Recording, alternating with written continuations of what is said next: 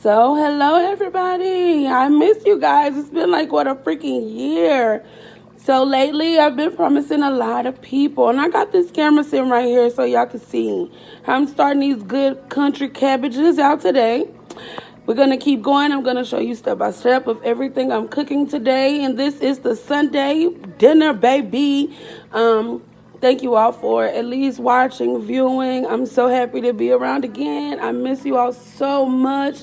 Shout out to my girl London, Fundin, because I know you're going to watch this, London. Even though it's a cooking video, you are like my #1 supporter. And oh, how I miss you, girly.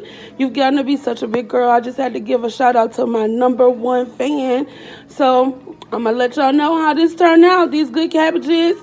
This is the start. I got my smoked meat in here. I got some bacon pieces in here. And I'm just cooking it down in its own juice.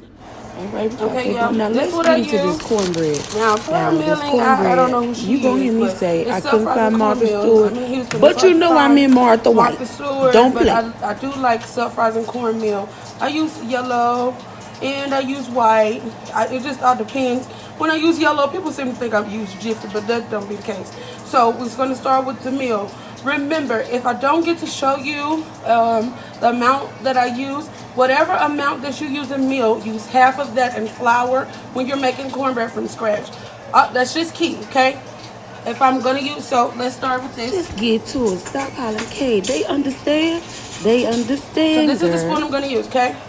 So I'm going to use 3 of these, and then, which means I'm going to use a spoon of this and a half of self-rising flour, guys, okay? Everything I use is going to be self-rising, okay? So I may use 4 scoops. Let's just see, okay? Okay, we get it. We got the meal in the bowl. This was actually 4 of these scoops. So in turn, I'm going to use 2 of these of self-rising flour. I'm going to show you the flour that I use. I keep this in bags, guys, because them bags don't always be secure, and once they're open, it's over. So hold on one moment. Okay, guys, so this is the flour, self-rising. You see that as well. All right, so we're going to do our 2 scoops of this because that's how it's going to balance out. Whatever you're using meal for homemade cornbread, homemade cornbread. Whenever you cook that, you're going to eat your cornbread. But whenever you make homemade cornbread, you're going to use however many you decide of meal, which is also measured by the size of the pan you're going to use. Then you're going to add in your half of whatever you used in meal, half in flour, okay? So we're going to take this out. So this is the flour added into the pot, okay? The bowl, not the pot, guys, but you know what I mean. Okay, guys, we got this egg in here, right? So the egg, you're going to add a little bit of oil. You're going to add a little bit of oil into the mix. That keeps the moisture. You only need a little, because when you're cooking your cornbread, you should always make sure that you have a pan that you're going to use. Put it in the oven with a little oil in the pan, all right? Let it heat up, and then you're going to pour that oil over into your cornbread. I added 1 cup of sugar. So that's just in case y'all need it. But 1 cup of sugar was added to the cornmeal mix. Now I'm going to go and add butter. And I checked for my milk, guys. I'm out of milk. So let me show you how to do a great improvisation. It's called hot water cornbread. So let me add my butter into here. Okay. Alright, you guys. This is with the water, the butter, the meal, the egg, the flour, and the sugar. Sometimes around this time, guys, I like to see the consistency. I normally don't stir with this kind of spoon. I use a smaller spoon because it helps me get in the nooks and the crannies very good. So, but anyway, this is there. I'm gonna add a little bit more water. Excuse me breathing, y'all, because my contact lenses are really whooping my ass today. I don't know what is going on. They need to be changed. So as soon as I'm done cooking, I'm gonna go and clean my eyes. But this is the cornbread mix. That's from scratch, okay?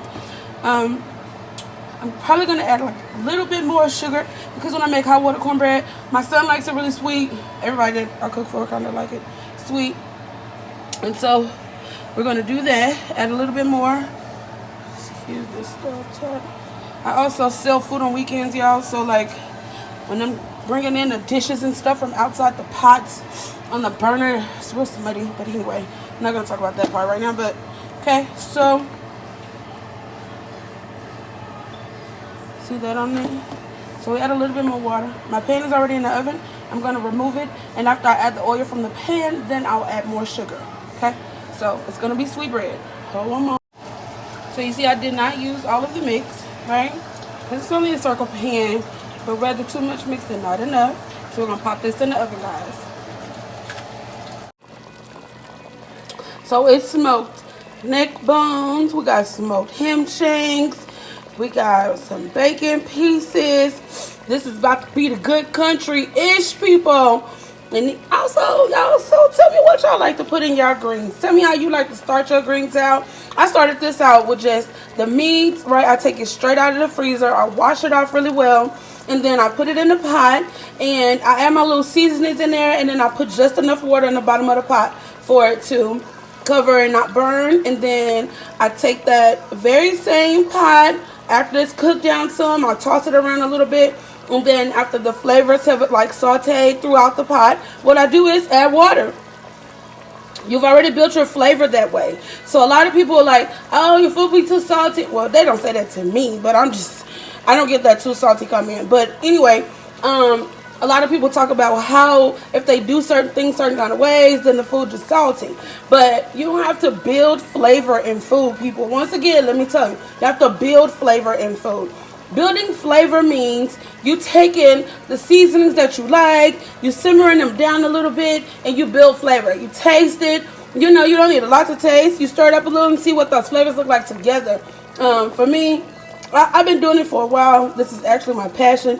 And another thing to make your food delicious, you must cook with love. If it's in a rush, you don't really want to do it, it's just going to turn out like food. It's just food. Sometimes that should be nasty, but still, cooking with love and passion, I really enjoy it. I love to listen to the music. Wait till your girl while I get cook. I this just truck. zone out. I love to cook. It's like literally my passion. But good cake. I want y'all to see how that's cooking down. Just wait. Get back to the Watch video. the cook down. Watch the simmer. Watch the simmer. Ala kazam. Okay, y'all. So I got the chicken all washed up. I used a little lemon juice. That chicken pizza there is ugly. I don't usually use those. So you're going to see me remove them because I don't like bruised chicken. I was just brought up like that. And I'm only cooking for me and my son today. Don't do bruised chicken. Anyway, you can see I washed the chicken. I use a little apple cider vinegar. And I also use a little lime juice. Sometimes you could get fresh lime juice, you could get fresh lemon juice, you could get a regular lemon or a regular lime. But I put apple cider vinegar in a bowl and I wash it up really, really well. I also rinse it before I do the apple cider wash, just to clean the chicken. Y'all know they got all this salmonella and lalala, and next thing you know it's going to be eatanella. Anyway, that's neither here nor there. Tell me what y'all do to wash y'all chicken. Comment down below. Let your girl know what you do. What methods do you use? I used to only wash really well, sprinkle a little salt in the water. But then I got to the point where I'm like, I feel like I need to do a little bit more. So I do an apple cider wash on the chicken for, you know, good cleansing. So comment down below. Let your girl know how you clean your chicken. What do you do? Also, let's talk about a few things. Like, let me know what things you've been having to go through. So I also wanted to use today to talk to y'all about having a spirit of defeat and just not accepting defeat. You know, I just did my podcast and I talked about, you know, one may experience many defeats. One must not be defeated. Quoted Maya Angelou. And I just thought that I should share that because, y'all, when I tell y'all, the moment I was like, I'm going to do this, I want this, I'm going to have this, I will get this, it's for me, and I ask God, what is my purpose? And, you know, sometimes you're blessed with a gift, but you take advantage of it and you don't think much of it. But I know that I cook with love. Cooking is my passion, and running my mouth is my passion. So God has to use you however He sees fit.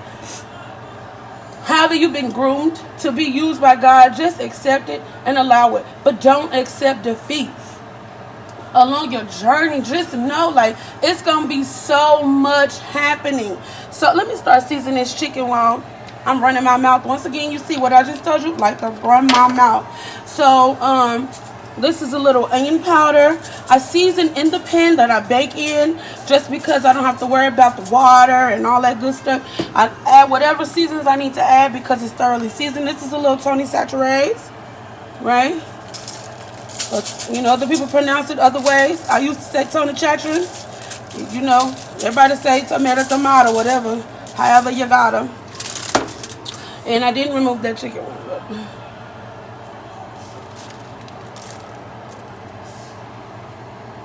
yeah, so let's take that out, because that baby there is, he's not right.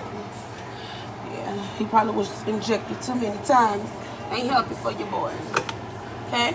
I also use my favorite complete seasoning. As you can see, this is at the end. This is I use it on everything to complete everything. I use a little chicken bouillon seasoning. I'm going to tell you why I do that. It only does a little flavor enhancing of the chicken. And I use this as Maggie. Let me tell y'all something about Maggie. I don't know who Maggie is. Maggie. I don't know who them people is, but they got some good shit. You hear me? Okay. Another thing I use. Garlic powder, right? The last one was onion powder, garlic powder, little Tony Saturates. Season that up real good. Now I'm gonna show you why we season it this way. Now we're gonna also take a little Maggi, another seasoning. People use this for rice and other things like this, but when I cook it on the chicken, y'all, let me tell y'all, this is some grade A top. Yes, I love this. You can see this is almost empty as well. But we'll do it. This only needs a few dashes because the flavor could possibly overpower. Okay. And Sozone. This is another seasoning that I use. It's a must-have. Sozone, made by Goya. And we sprinkle that up. It changes the color of your food. So it's easier if you do it in the beginning so you can mix it in really well. So we're going to mix this up really good, guys. And when we mix this up really good, right, I normally do the front and back, but the only thing is to stop it from being over seasoned. I only do one side, and then I load it up with one thing, and then I turn around and I don't use as much on the other, okay? So let's do that. Now, when I lay it flat, you're going to see.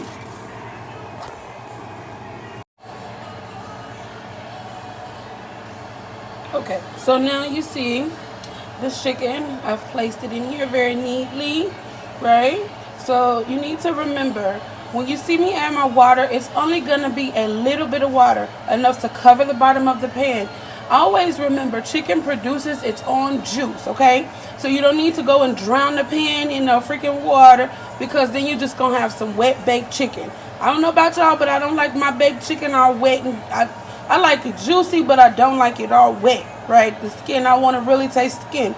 So I season it up real good. As you see, I can't give you no exact measurements because once again, I don't use measurements. I don't do spoons and all that good stuff. I just go by what I know. So if you watch me pour my seasoning on the first time, I do that again on this second go around, okay? But that's only after I lay it flat because I want those seasons and that flavor to marinate. Tell me how you like to do your chicken. Do you like to add a lot of water? Comment down below. Okay. So here we are with this portion. So let me, first of all, before we go, I normally do yellow bell peppers. I've already cut my peppers up. I normally do yellow, red, and green, right? Orange. I love all bell peppers. So when I cook, I decide to use everything, okay? I cut up the onions and I just lay them in there.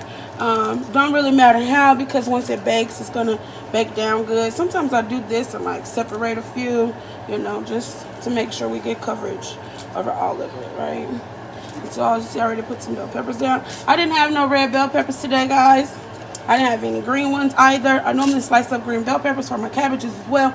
So today I'm going to be using just a tad bit of seasoning blend just to give that vegetable flavor into the cabbages as well. But you see here, we only have the yellow bell peppers or orange, whatever you call them, whatever. Tomato people again. And then you have the onions, okay? So we're going to add a little bit of water in here, and then we're going to cover it. If you notice, this is the way I line my pan, right? I know a lot of people like to use the foil bags to keep the flavor in. If you do this, and once you add your water, you just take the tops and you fold it over this way. That's going to keep that flavor and seasoning in, and then the top is going to go over as well. Okay, so here we go, guys. Hold on one moment. All right, so I got a little cup, right? But I want to say you use about a cup of water, right? Like I told you, I don't really do measurements. I just know you only need enough to cover the bottom of your pan, right? And so that's enough. You see? That's enough. See that? And we're going to fold it over and we're going to bake it. Okay? So let's get this going. Take this cup down. And then we're going to take this side of the foil.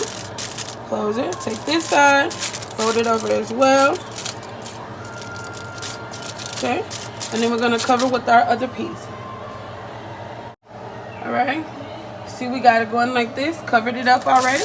We're going to pop this in the oven, guys. Pop it in the oven. Okay.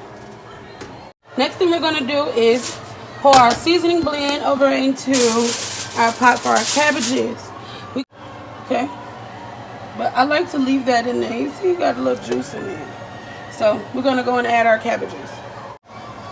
Okay, y'all see, we got a little seasoning blend in there just to add it.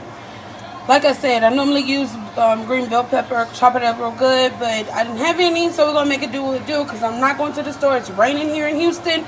Your girl ain't going outside. I live on the side where the water, the streets, and all that stuff be flooding like crazy. I don't got time. I just don't have time. I don't have time to take those alternate routes and all that.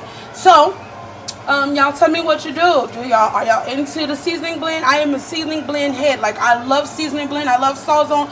As the more you watch me cook, you're gonna see I whip up seasoning blend. You're gonna see me do a lot of stuff with seasoning blend, Salt. Like, I love flavor, people. Flavor. Okay, so I got my cabbages cleaning. Cleaned them with a little salt already. I've added salt in the water. So now we're just letting it, run through. I'm going to separate them, make a little bit more, and then I'm going to rinse them again with some salt, and then I'm going to just let the water rinse them good, and then I'll drop them over in here. But right before that happens, I need my greens to, my juice and all that to kind of simmer down a little bit more. So the next part we're going to do is, okay, so y'all, I'm also making jambalaya. My son loves jambalaya. But these are some different kind of sausages, people. So I wonder who can really guess what kind of sausages these are. If you a fan and you watching, how many of y'all knew I know my girl that was deer Dada, sausage? I make deer sausage jambalaya. Don't I tell y'all it was so good? Oh my God, who gave so me good. Shout out to B-Town, I'm a good country girl from back in Mississippi. This is a different type Shout out to my auntie Cheryl. Something that me and my son really John. truly enjoy. I can't wait to go hunt.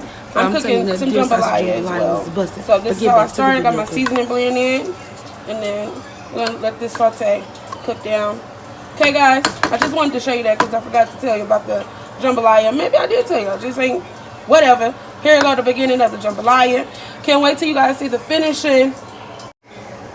Okay, this is the sausage as it's cooked down. Now we're gonna add the jambalaya mix, honey, because I ain't doing no jambalaya from scratch. Boo boo, not today. All right, here are the cabbages. I've cleaned them, washed them really well. Now we're gonna leave this pot just like this, guys. We're not gonna add any water because keep in mind, cabbages produce their own juice. Okay, so this is just enough to stop it from scorching and to keep it steamed. Okay, so we're gonna add the cabbages over into it.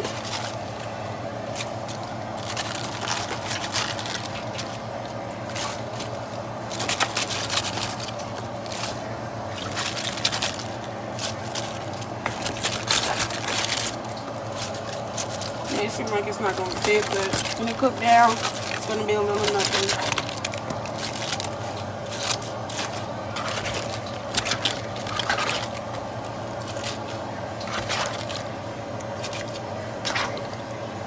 Okay, we got the cabbages in. I was just on the cabbages, like to say, don't play them kind of games.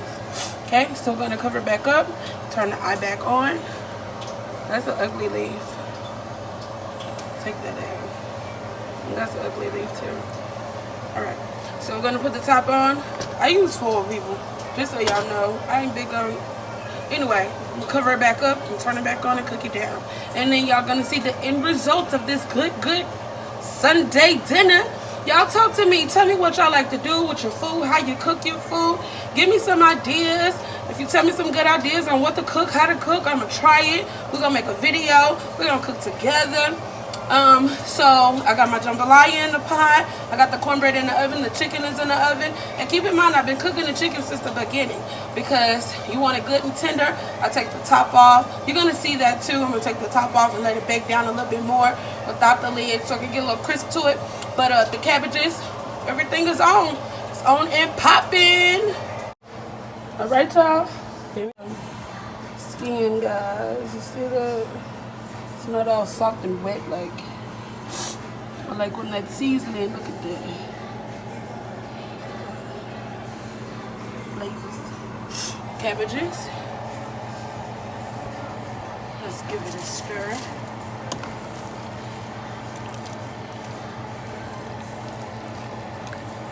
Them cabbages, know they look good.